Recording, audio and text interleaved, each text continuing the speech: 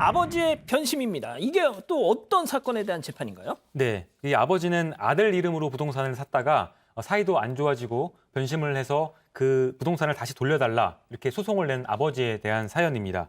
이 금액을 반환하라고 소송을 낸 건데요. 이 90대 아버지는 2010년에 아들 명의로 성남시 분당구에 있는 10억짜리 아파트를 샀습니다. 본인이 산 거지만 이름은 아들 명의로 되어 있었던 겁니다. 이런 거를 삼자간 등기 명의 신탁이라고 부르는데 이 아들이 2014년에 이 아파트를 담보로 은행에서 5억 원을 대출받습니다. 그리고 근저당권도 설정을 해놓고요. 이걸 알게 된 아버지가 이게 사실은 삼자간 등기 명의 신탁이라서 무효다. 그래서 아들을 상대로 소유권을 다시 달라고 소송을 냈고요. 또 대출금 5억 원도 부당이득금을 반환하라고 소송을 같이 냈습니다. 아이고 이게 그러니까 부자 간의 소송 아이고 그렇습니다. 어쩌다 이런 지경까지 됐을까요? 이게 이유가 있습니다. 아버님이 집이 한 채가 있어요. 예. 집을 또 하나 살려고 하다 보니까 일가구 이주택은 중과세를 하지 않습니까? 예, 예. 그러니까 가족 중에서 집이 없는 아들한테 내 이름을 빌려줘라. 그래서 삼자 명의 신탁이라고 하는데 삼자 명의 신탁은 일단 이제 변호사님이 자세하게 설명할 거지만 그걸로 해서 아들 명의로 샀어요. 실제는 내가 돈을 낸 거지 않습니까? 그렇죠. 내 건데 그렇게 잘 갔으면 좋았는데 아마 서로가 가족 간에 분쟁이 나다 보니까 그 아들하고 아버지가 다툼이 생긴 거예요. 아하. 다툼이 생기니까 서로가 내 집이다, 당신 집이다 이렇게 문제가 됐어요. 아마 이 당시에는 증여한 건 아니기 때문에 아들이 돈이 없으니까요. 예. 증여를 했으면 싶은데 안 했기 때문에 삼자 명의신탁은 맞는데 이 건에 대해서 지금 분쟁이 벌어졌기 때문에 법원의 판단이 좀 중요하게 기다리는 거죠. 그렇군요. 자, 그럼 이 삼자간 등기 명의 신탁을 네. 했다. 네. 이게 뭔지 좀 어렵죠? 어렵습니다. 근데 아니 법률 용어 진짜 짜증나요. 일단 지금. 제가 아버지라고 가정을 하고 제 돈이에요. 근데 제 부동산 명의를 갖게 되면 아까 말씀하셨던 것처럼 내 집이 하나 더 있으면 이제 세금 많이 맞을 텐데 그러면 명의를 아들 명의로 해놓고 싶은 거예요. 그러면 이 다른 집을 팔 사람한테 이 아들이 계약을 하는 겁니다. 돈은 아빠 돈으로 하고. 그러면 지금 대외적으로 보면 그냥 이 매매가 잘 이루어진 거예요. 예. 그 아들한테. 어. 근데 실제적으로는 아빠 돈으로 한 거죠. 어. 근데 우리가 보통 이런 경우에 아빠가 직접 주면 증여라 그러잖아요. 증여는 아니고 아빠 입장에서 이건 내 건데 내 세금 피해야 되니까 명의만 네 걸로 하고 대신에 나 뭐 이렇게 계약은 이렇게 둘이 알아서 하는 거. 이걸 이제 계약 명의 신탁으로 합니다. 자, 그런데 나중에 그 사이가 틀어져가지고 지금 이 지경이 됐다는 건데, 네. 자, 그럼 재판을 하면서 아버지와 아들의 입장이 각각 어떻게 갈렸나요? 그러니까 아버지는 이거죠. 나 너 증여한 거 아니다. 그러니까 너 준 거 아니다. 내 돈으로 사준 게 아니다 너를. 이거 내 거고. 이게 원래 근데 명의 신탁이라는 거는 법상 무효잖아요. 그렇죠. 법적으로 무효고 원래 이건 처벌까지 받는 예, 범죄입니다. 실명제인데. 실명제 때문에. 그러니까 이거 원래 내 돈으로 한 거니까 내 거니까 너한테 간 등기는 무효니까 등기도 내 거고. 그리고 너 여기서 지금 담보로 대출 지금 5억이나 받았으니까 예. 5억 네가 다 써버렸으면 여기서 5억이 빠져나간 거잖아요. 그 5억도 물어내. 아하. 이제 이게 아빠의 얘기인 거고요. 아들은 아니 아빠가 사줬잖아요. 아빠가 준 거잖아요.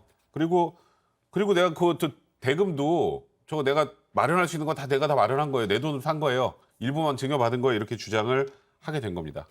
야, 어쩌다가 다시 하는 얘기지만 어쩌다가 이렇게 부자지간에 줬다가 뺏는 이런 상황이 벌어졌을까요? 저도 보통 이렇게 흔히 말 계약형 명의 신탁을 할 때 부자지간에 잘 하지 않고 보통 제 3자로 하거든요. 제가 저희 집 사람이 아니라 양 기자님한테 좀 부탁 좀 하자. 내가 집 두 채 있으니까 안 된다. 내가 돈 다 줄 테니까 계약 당사자로 양 기자님이 나가셔. 그냥 계약 맺어라. 하지만 명의 신탁이니까 내 거야. 절대로 쓰면 안 돼. 이건 내 거야라고 이야기해서 이제 하는 게 계약형 명의 신탁인데 지금 같은 경우에는 아까 보시다시피 아들과 아버지의 말이 이제 완전히 달라지는 거라서 이제 1심 판결에서는 어떻게 이야기했는가 하면 그 부동산 매매 대금이 아들 계좌에서 송금된 부분을 바라본다면 결국 그 아버지의 입장에서 돈이 나갔기 때문에 그 아들 게 아니고 아버지 거다. 그래서 아버지가 사실상 이 부동산 취득 대금을 정려했다라고 볼 수 있다. 즉 1심에서는 아들 재산이 맞다. 이렇게 얘기했는 거예요. 아들 거다. 이렇게 얘기했는데 이제 2심 법원이 어떻게 바뀌었는가 하면 기본적으로 매매 계약 체결과 이행에 아들이 관여한 흔적이 없다는 거예요. 아까 제가 말씀드렸다시피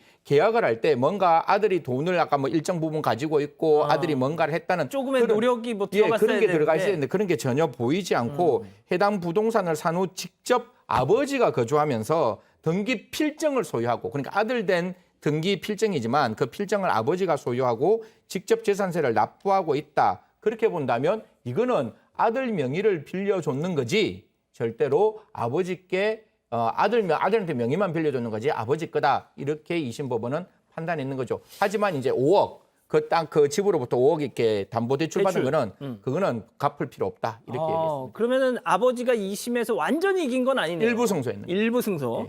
자, 그래서 이게 아버지하고 아들이 양쪽이 다 불만이 있다 해서 상고를 했습니다. 대법원에 갔는데 대법원 판단은 어떻게 나왔습니까? 그러니까 이게 왜 대법관 전원이 모여서 재판할 정도로 중요한 걸까요? 이게 뭐냐면 우리가 아까 제가 말씀드렸던 것처럼 명의를 다른 사람 명의로 한 명의 신탁은 불법이잖아요. 그리고 이제 이게 세금 포탈에 많이 쓰이니까 형사처벌도 한단 말이죠. 처벌까지 되는 행위예요. 그런데 이제 현실로 와보면 내가 돈을 다 냈어요. 근데 등기는 다른 사람 명의로 해놓은 거예요. 이렇게. 예. 그러면 이게 이 사람이 뭔가를 잘못했을 때 돈을 낸 사람한테 다 회복시켜주는 게 민사적으로 맞는 것 같은데 예. 불법적인 거를 아. 했던 사람한테 이걸 다 돌려주게 하는 게 맞나? 이 부동산 실명제 네, 그렇죠. 위반인데. 그러니까 이거에 대한 고민이 있는 거예요. 아하. 법원에서는.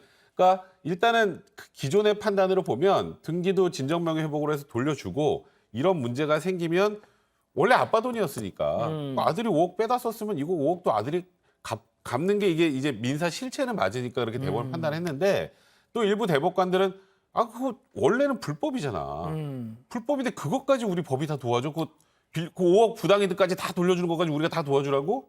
이거에 대한 고민이 있었는데 이제 대법원에서 고민을 하다가 결국 기존의 판결을 유지하면서 이거 5억 원 부당이득도 다 돌려주는 것으로. 그러니까 실체에 부합하는 것을 결론 내는 게 민사에서 맞다고 판단합니다. 그러니까 쉽게 말하면 아버지가 법이 도와주자. 전부 이겼군요. 네, 그렇습니다. 100%. 네. 근데 여기서 문제가 아버지가 부동산 실권리자 명의 등에 관한 법률 위반했잖아요. 아들한테 명의 신탁했는 거잖아요. 그러면 이게 반사회 질서라든가 어떤 강행 규정 위반이면 사실 그 5억 아들이 그 5억을 그러니까 건저당으로 가져가는 걸 갚아준다고 이야기하면 이 불법에 법원이 조력하는 거잖아요. 저희들이 도박빚 안 갚아도 되는 거거든요. 그래서 이런 부분 때문에 여러 가지 논의가 있는데 지금 변호사님 말씀대로 대법원 아니다. 그 5억 그 아들이 아버지한테 돌려줘라 이렇게 이야기했습니다.